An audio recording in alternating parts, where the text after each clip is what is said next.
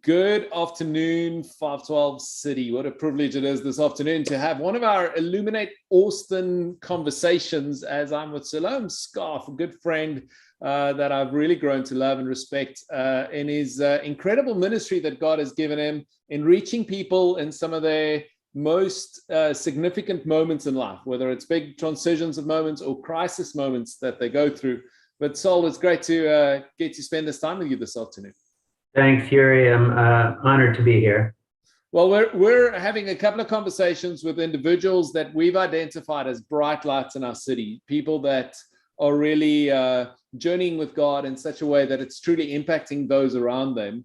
And I'm excited to tell people a little bit of your story and where you've seen God use you in your own journey. So love to have you share a little bit of that.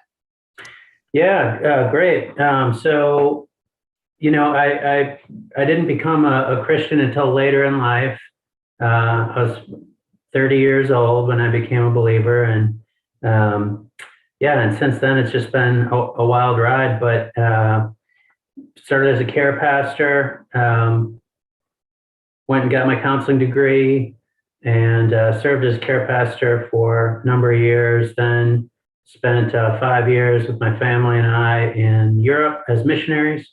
And our ministry has always kind of been the same. It's been meeting people at some point of felt need. It was something that they're usually struggling with, some kind of a growth goal, something that they needed some help with, and then just coming alongside them.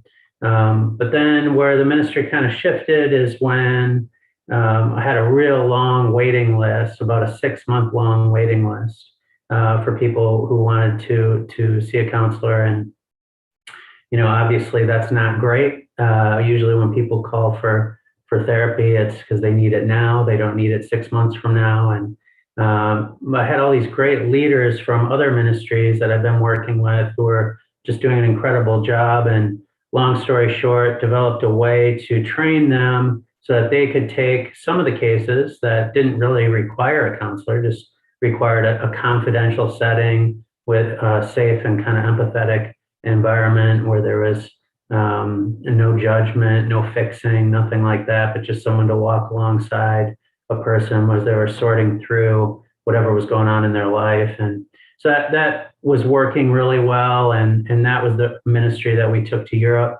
for 5 years, training other churches to establish that kind of a ministry. Came to think of it as a coaching ministry. So then we moved back here a couple of years ago and have been doing the same, started a nonprofit, and have been training people in churches ever since. That's amazing, man. I love how you've taken what God has given you and being able to journey with people through trauma, but also just in life coaching, right? And how you've used those skills to impact the lives of others. And not just use the skills to impact the lives of others, but use the skills to train people to impact the lives of others. What have you found to be some of the key things in doing that, Sol? Well, I think one thing that is really that I really love about training people how to be coaches is that it's the same training that every person goes through, but because they are different and they have a different story, a different set of experiences, different passions, different giftings, the way that those skills that they learn in the training, the way that they're expressed is going to look different. And so you might have somebody who's got years of experience as a business person. Well, they're going to want to gravitate more towards business coaching. We've got somebody in our upcoming training who is a physical therapist, and she plans to use these skills with her physical therapy clients. People who work on a church staff might use it in a church environment. So there's really no limit to where people can deploy these skills once they have them, and then they just sort of the skills get filtered through them, through their personality, and to the people who are in their sphere, in their network that need the help the most. That's awesome. That's so good. Yeah, it's really cool. So where have you kind of experienced that, right? So we're in this series, we're talking about how in the book of Acts, the Holy Spirit came upon normal people and it did extraordinary things through them. How have you experienced that in your life, whether in Europe or back here in Austin? How have you seen God use you, and what does it look like in your life to be used by God? Yeah. I hesitate to answer that too definitively because you never quite know what God is up to, and certainly there are times where you're left scratching your head and wondering, okay, God, what are you doing here? I think sometimes you see results right away, and then sometimes you don't know what the fruit's going to be until years down the road, and you may never know. But certainly in the short term, I would say it's in lives that are changed.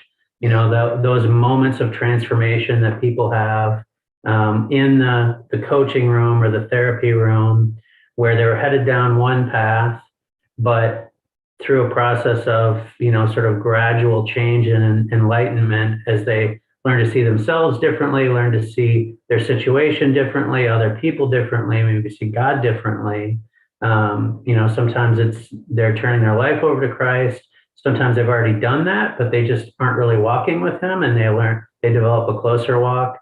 Sometimes relationships that were broken get mended. Sometimes people go on to do things that they thought they could never do, and you get to see the fruit of that as they step into what God has for them. I mean, really what we try to do in this is we want people to understand their own story and to understand who they are in Christ, how God has gifted them, and what he's given them a passion for, and then just help them step into that as much as possible. And so, how do we see God move? It's in that, and it can look, a million different ways for a million different people. Exactly. Yeah. Exactly. And what's beautiful about that is that's exactly what we see Jesus doing, right? With a woman at the well, as one of many examples, where he's helping her understand her own story and God's grace in her story, right? And when people see that, they see their lives differently. And we're all in contact with people every day that we can, by asking simple questions, help them see, life for what it is, and their potential for what it is, and God's grace over their lives for what it is. Absolutely. Yeah, you don't have to have all the answers to do this work.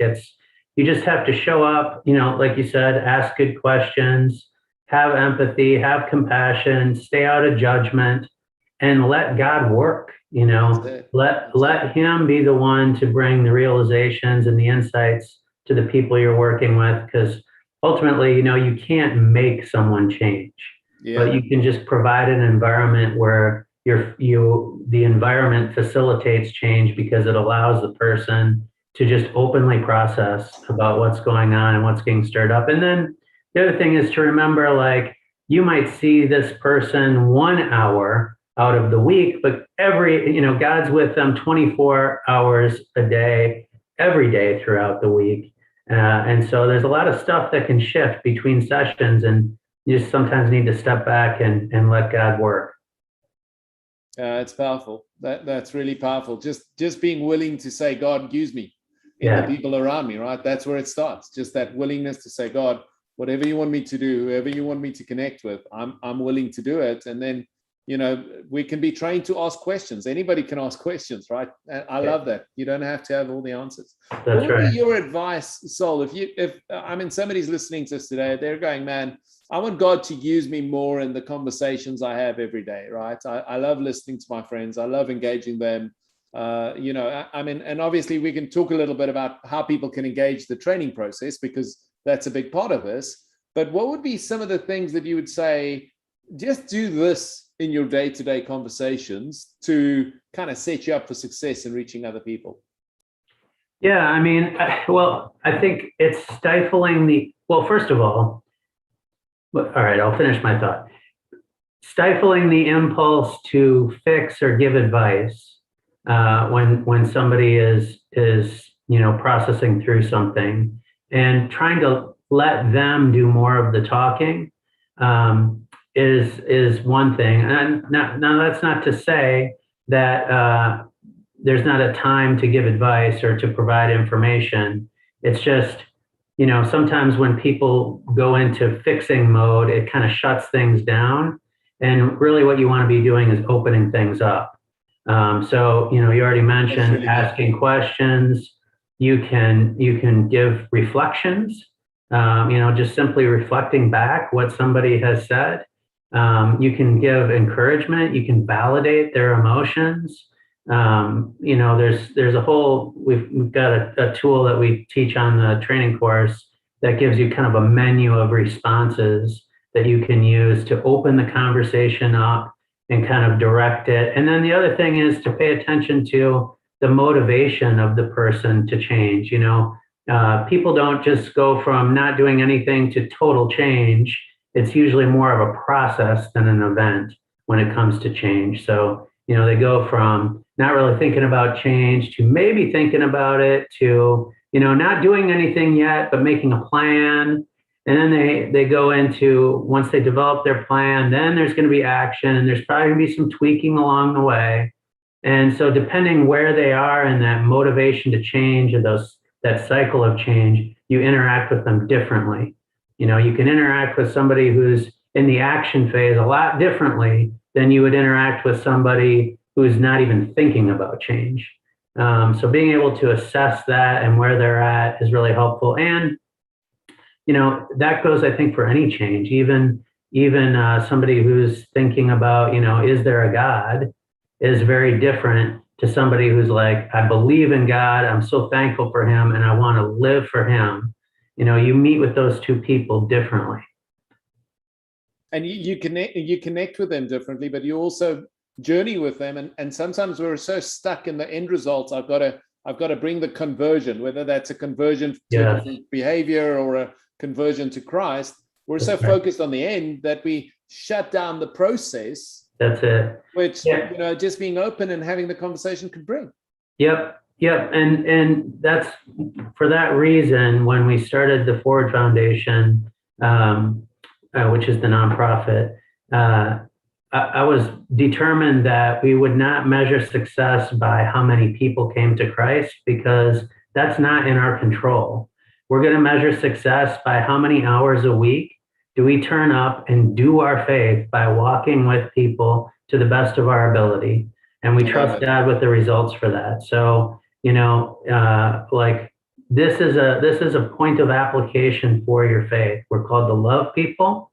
And so that's what we do. And we just trust God with the results. Powerful, man. Powerful.